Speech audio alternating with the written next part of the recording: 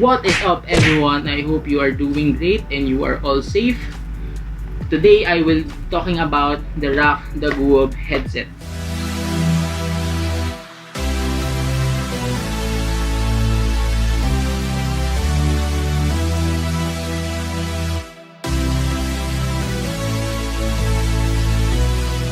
Okay, so I might be a little late to the party of this Rakk Daguob headset, but I will be just sharing my personal experiences with it kasi it's been over a year since I bought this for 350 pesos. So one of the cheapest headset here in the Philippines na looks like this.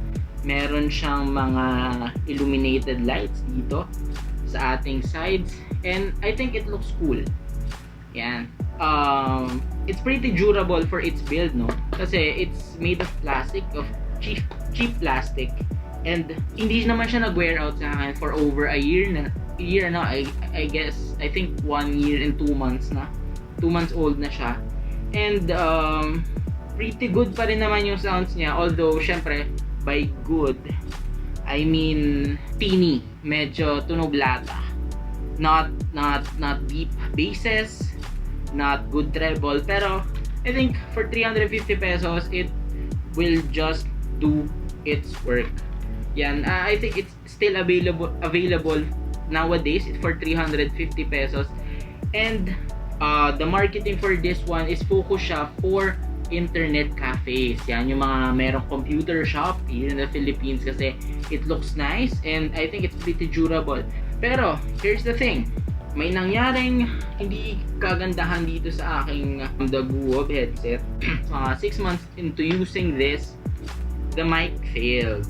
So nangyari, the mic stopped working apparently. I don't know why. I used this for online gaming, used this for CSGO, for PUBG, pero for about 6 months nag-fail siya and I don't know why. I'm using this for 2 hours maximum a day kasi since I have work. For some reason, nasira yung mic niya. So that talks about something about its durability. For other things naman, okay pa rin naman yung volume up and down niya, okay pa rin yung state niya, okay pa din yung extending mechanism niya dito, okay pa siya, and the foam pads are still intact, hindi siya worn out. Yun lang ang reklamo ko with this. Probably hindi naman ganun ka usual na may gumagamit na ganito sa computer siya, pero just sharing my experiences with it. Hindi naman siya sobrang gamit kasi I have a soundbar as well. Ginagamit ko lang to pag naglalaro ako ng mga may ingay na games, mga FPS shooting games. So that was my review, personal review for this Rakk Daguob headset. It's cheap, yes, 350 pesos, but 6 months into it, nag-fail yung mic ko. Main thing about this is hindi siya ganun kabilis masira when it comes to speaker, but it doesn't sound great as well. Let's say yung Apple earpods nakasama sa iPhone. So, kung yon ay nasa 10, this is around 3 on the sound quality. Hindi ganun kaganda yung sounds niya, pero for 350 pesos, wala ka naman marereklamo. Again, this was meant for mga internet cafes na usually looking for nice looking cheap ones. Maganda dito kasi maganda yung design niya, pero for the quality, maybe look for other things na. So thank you for watching this video. So subscribe down below and I will be talking about more tech. So this one will be the first of a series called Tech Below 500 Pesos. I will be posting more videos about it.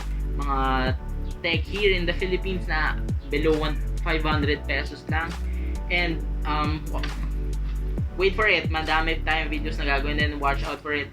Just subscribe and click that notification button below, yung mukhang bell, para you can get a notification for my future videos. So, yun lang. Thank you so much and have a nice day. Why you wanna end? Was it real or just pretend?